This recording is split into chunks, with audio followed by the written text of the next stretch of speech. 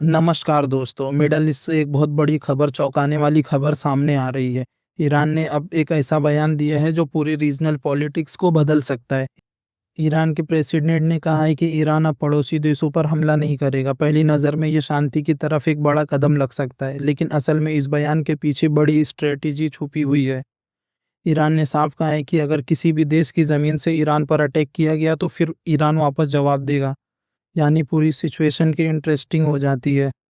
इस वक्त America middle east के कई देशों की मिलिट्री बेसिस का यूज़ कर रहा है, ईरान पे स्ट्राइक लॉन्च कर रहा है। जैसे कि कतर में अल उदैदा बेस, यूएई में अल दफरा बेस, कुवैत में अली अल सलाम बेस और बहरीन में सऊदी अरब और ओमान में भी अमेरिका मिलिट्री प्रेजेंस मौजूद है। इन्हीं बेसिस से अमेरिका बॉम्बर, फाइटर जेट और ड्रोन्स ऑपरेट करता है, इसलिए ईरान के मैसेज सीधा गल्फ कंट्रीज को जा रहे हैं। ईरान असल में कह रहा है कि अगर अमेरिका तुम्हारी ज़मीन से ईरान पर हमला करता है तो उसका निशाना तुम भी बन सकते हो। यानी ईरान गल्फ कंट्री पर प्रेशर बना रहा है कि वो अमेरिका को अपनी मिलिट्री बेसिस यूज़ करने ना दे, बंद कर दे। अगर गल्फ कंट्री अमेरिका को अपनी बेसिस यूज़ करने देती है तो ईरान के ड्रोन्स और मिसाइल अटैक जारी रख सकते हैं। और अगर वो अमेरिका को रोक देते हैं तो मिडल ईस्ट में अमेरिका का मिलिट्री नेटवर्क काफ़ी कमज़ोर हो सकता है। एक्सपर्ट का मानना है कि ईरान सीधा अमेरिका की मिलिट्री से टक्कर लेने बताए जा रहा है स्ट्रेटजी चेंज कर रहा है। वो अमेरिका का स्टेजिंग बेसिस और रीजनल सपोर्ट सिस्टम को टारगेट करने की कोशिश कर रहा है। इस सिचुएशन का एक और एंगल भी सामने आ रहा है। कुछ रिपोर्ट्स के मुताबिक ईरान के मिसाइल और ड्रोन्स की सप्लाई पर भी प्रेशर हो सकता है।